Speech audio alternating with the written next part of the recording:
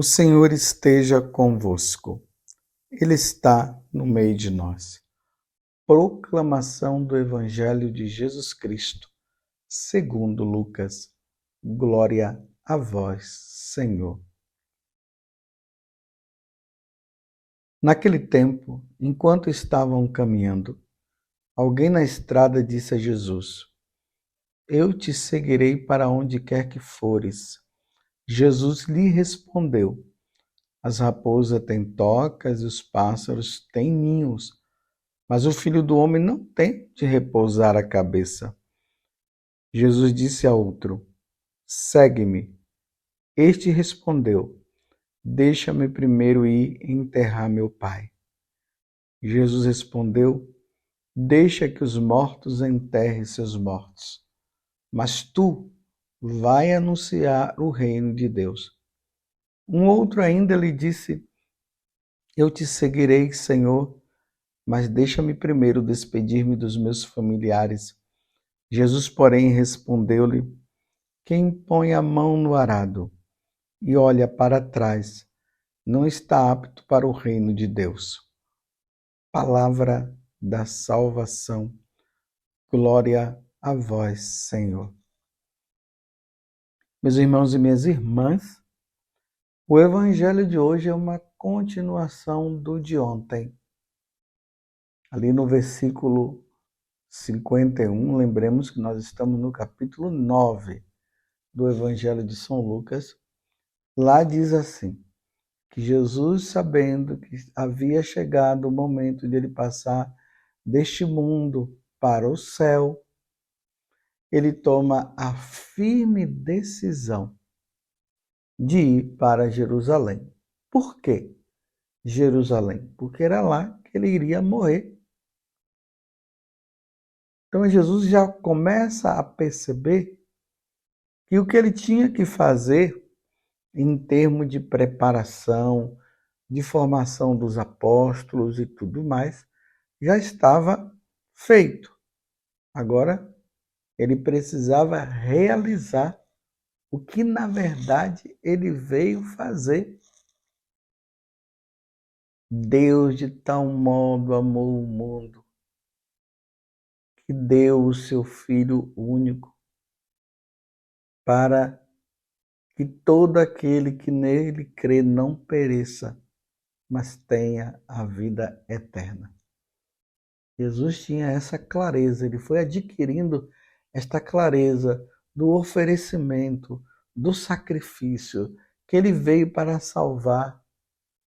Lá no capítulo 6 do Evangelho de São João, Jesus fala que o Pai o enviou para que nenhum dos seus se percam. Então ele veio para salvar. Então ele toma essa decisão, ele está lá na Galileia e ele precisava ir para Jerusalém. A distância é mais ou menos aí uns 150 quilômetros. Significa que na caminhada ele iria gastar mais ou menos uma semana. Tanto que no Evangelho de São Lucas, esse momento é chamado de a última semana de Jesus, porque agora ele vai para Jerusalém. Aí nós vimos ontem, tentou passar ali pela Samaria, não receberam, não quiseram recebê-lo. Os filhos do trovão, Tiago e João, já queriam mandar fogo do céu. Jesus já eliminou essa possibilidade. Nada de vingança, porque uma vez que Jesus veio nos salvar, ele não vai fazer uma coisa dessa. E a caminhada dele continua. E de repente aparecem essas três pessoas. Um já foi assim, se determinando. Chegou perto de Jesus e já foi dizendo: Eu te seguirei para onde quer que fores. Jesus responde para ele: Olha, as raposas têm sua toca e os pássaros têm seu ninho, mas o Filho do Homem não tem onde repousar a cabeça. Então Jesus jogou um balde de água fria nele, porque é preciso notar aqui que Jesus não o chamou, foi ele que se dispôs a querer segui-lo.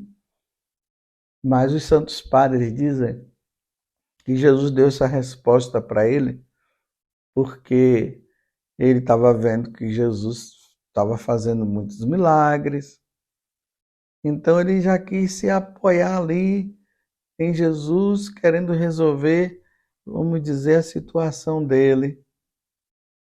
Então Jesus já diz logo: olha, você está querendo me seguir pensando que você vai viver em palácios? Você está querendo me seguir pensando que você vai ganhar muito dinheiro? Olha, eu não tenho nada para oferecer não, viu? As raposas, ela têm tocas, os pássaros do céu têm ninho, o filho do homem não tem, é onde repousar a cabeça. Já o segundo, o procedimento de Jesus é diferente. Para o segundo, Jesus já diz segue-me. Ele chama. Aí nós vimos aí ele dizendo, deixa primeiro eu ir enterrar meu pai. Aí Jesus, não deixa que os mortos enterrem os mortos. Então, o que cabe a você é anunciar o reino de Deus. O outro, a mesma coisa. Eu te seguirei, Senhor, mas deixa-me primeiro despedir-me dos meus pais. Aí Jesus responde para ele: quem põe a mão no arado e olha para trás não está apto para o reino de Deus. Porque esse daqui também, se nós formos observar, ele não tem vocação. Foi ele que se dispôs aí. Aqui, meus irmãos, tem uma coisa muito importante neste evangelho que serve também para a nossa meditação. A iniciativa do chamado para seguir Jesus na vida sacerdotal ou na vida religiosa, a iniciativa é de Deus. Não é uma iniciativa nossa. Ninguém se torna religioso, ninguém se torna sacerdote por iniciativa própria. É por iniciativa de Deus. A vocação é um chamado que Deus faz. Então, às vezes a gente encontra pessoas aí que ficam querendo saber, Deus me chamou, será que Deus me quer? Será que Deus está me chamando para a vida religiosa? Não. A pessoa que é chamada, ela sabe. Porque Jesus imprime no coração dela esse chamado. E ela percebe. É um mistério. Se o Senhor não chamou, a sua vocação não é a vida sacerdotal ou a vida religiosa. É a vida comum de um cristão. Claro, Jesus chama todo mundo para segui-lo, para ser cristão, para ser católico, porque Jesus é o caminho, a verdade e a vida. Então nós precisamos largar tudo aquilo que é do mundo, precisamos abandonar tudo aquilo que o pecado nos proporciona.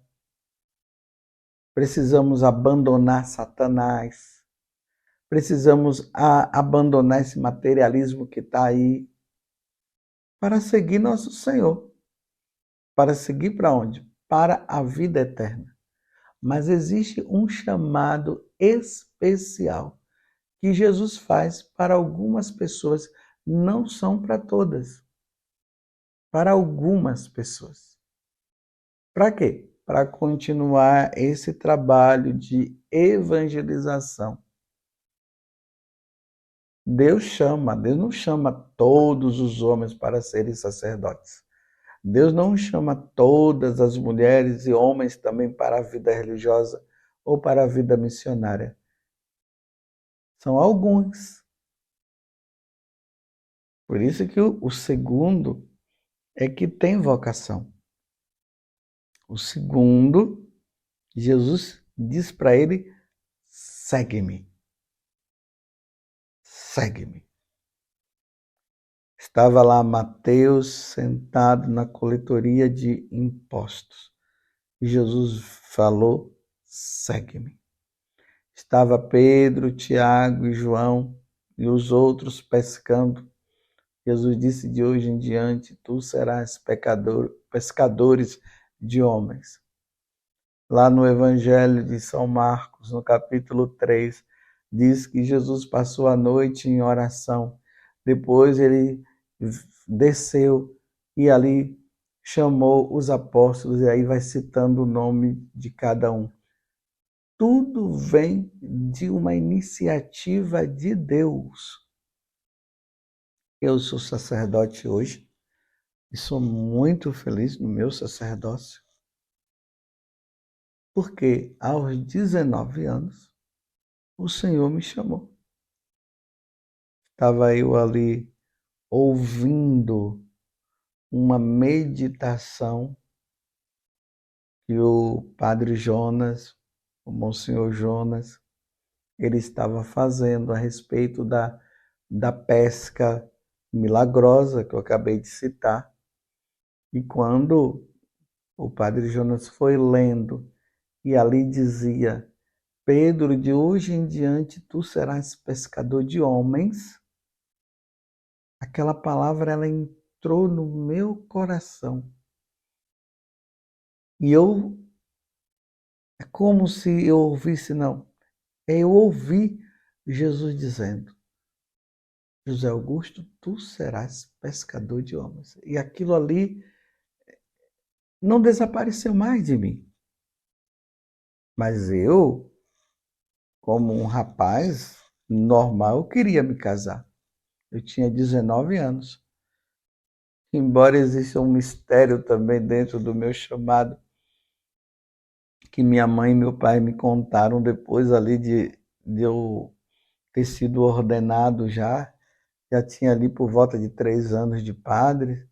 Aí meu pai e minha mãe me contaram que quando eu nasci, a minha bisavó, que se chamava Felicidade, quando ela, como parteira, ela me puxou e eu saí da barriga da minha mãe, ela simplesmente disse: o nome dele será José e ele será padre. Mas foi aos 19 anos, depois de eu ter servido ao exército, que esse chamado se realizou, se concretizou. E eu não tive mais dúvida, eu não tenho dúvida que a minha vocação é o sacerdócio. O Senhor me chamou. Mas não fui eu assim que fui por encantamento, porque eu achava bonito os padres celebrando missa, aí eu fui observando e de repente eu disse: eu quero ser padre. Não, foi assim. Foi numa situação. É assim que Deus faz.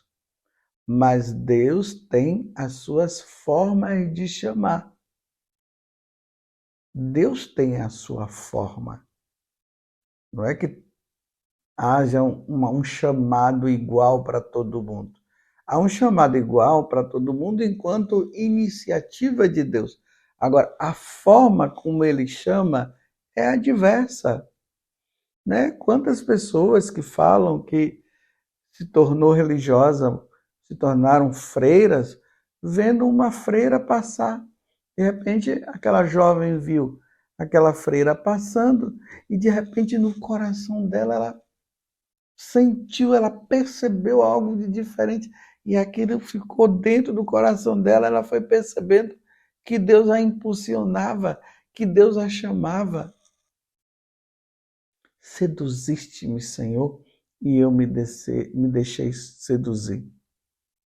Pode ser na leitura ali da Sagrada Escritura, pode ser no momento de oração, pode ser até diante de um desastre, de alguma coisa terrível, de repente a pessoa se sente chamada. Mas isso se dá entre a pessoa e Deus. Então não se pode forçar ninguém a ser padre.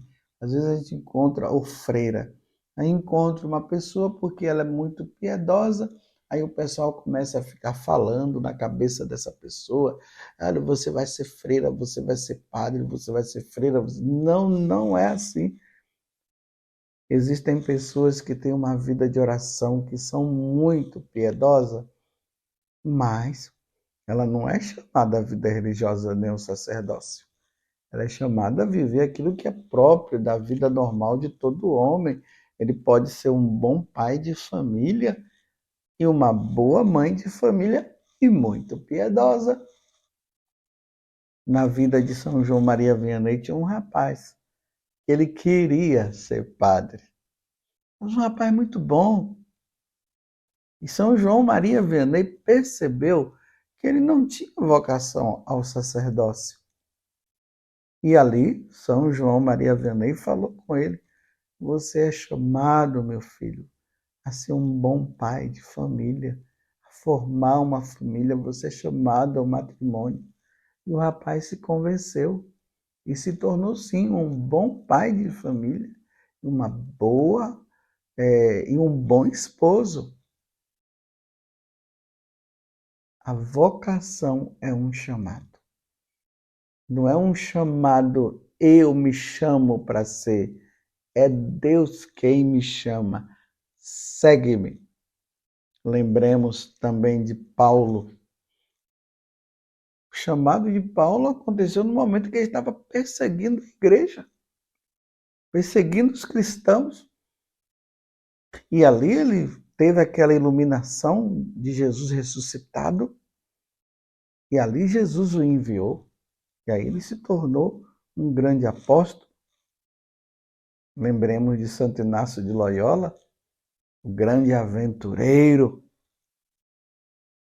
E aí ele, na hora lá que estava lutando, aconteceu toda aquela situação das balas que chamuscou nele, ele acabou quebrando a perna, e quando ele estava lá sem fazer nada, esperando a recuperação dele, lendo a vida dos santos e a história de Jesus, ali ele encontrou a vocação.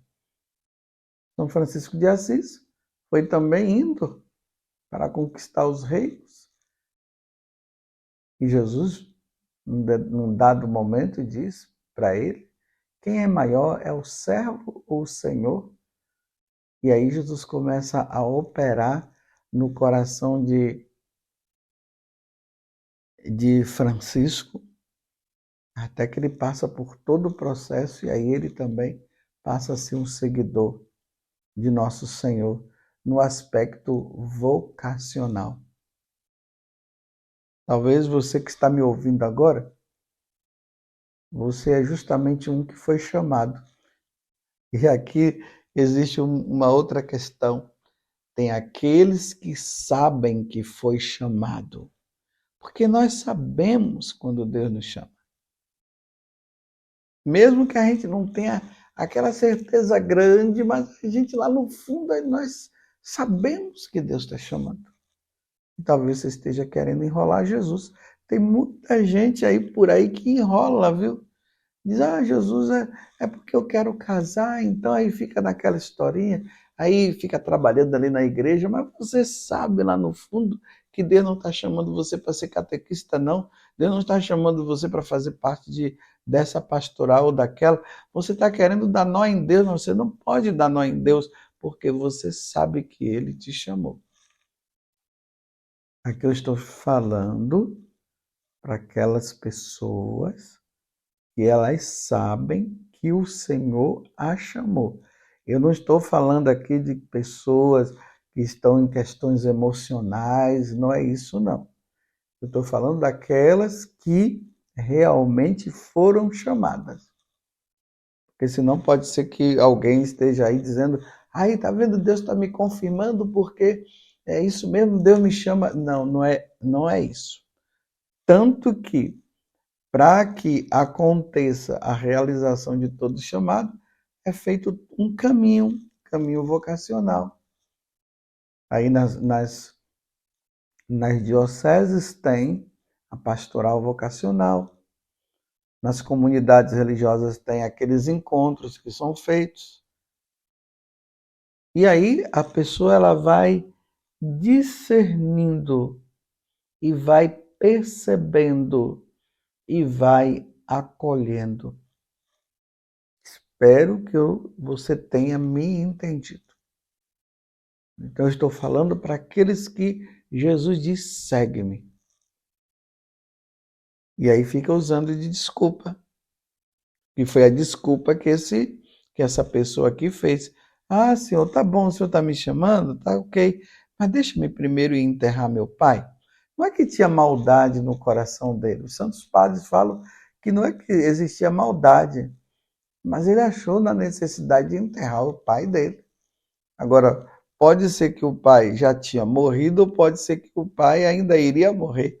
Imagina se esse pai ainda fosse morrer, levasse anos e mais anos. Então Jesus dá essa cartada, deixa que os mortos enterrem os seus mortos, mas tu vai anunciar o reino de Deus. E aqui eu quero dizer para você, não tenha medo. Se você é chamado, não tenha medo. Não tenha medo. E não existe ato mais sublime na face da terra. Eu digo para os homens, no caso, que é chamado ao sacerdócio, do que consagrar e absolver. E anunciar a boa nova. Não tem algo mais nobre na face da terra. Imagine Jesus chamar você para que você seja Ele. Para que através dos teus lábios, Jesus use os seus lábios para dizer, isto é meu corpo, isto é o meu sangue. Eu te absolvo em nome do Pai, do Filho e do Espírito Santo. E através da tua palavra arrancar as almas das mãos de Satanás. Não existe coisa mais sublime nesta terra do que essa. Meu Deus do céu, existe algo mais sublime? Aqui eu não estou desmerecendo as profissões, não. E aqueles que não são chamados à vida sacerdotal, no caso que eu estou falando aqui agora, que exerça bem a sua vocação, né? Como médico, como um bom médico, como um bom advogado, como um bom agricultor, até como uma boa dona de casa. Mas a vocação de dizer, tomai e comei, isto é meu corpo.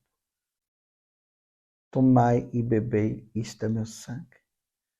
Eu te absolvo teus pecados em nome do Pai, do Filho e do Espírito Santo. É de uma nobreza muito grande. Salvar almas não é para qualquer um. Se Jesus te chama, não tenha medo. Vá em frente. Segue-me. No Antigo Testamento nós vimos Moisés colocando tantas dificuldades. Eu sou gago, eu não sei falar, mas não teve jeito, ele foi. Encontramos Jeremias também, que depois do chamado, ele começou parece que entrar numa crise, mas depois ele dizia, seduziste-me, Senhor. Mas eu me deixei seduzir. Como eu vou abandonar esse chamado? Eu não posso abandonar. Segue-me. Segue-me. Segue-me. Não tenhas medo. Não tenhas medo. Não tenhas medo.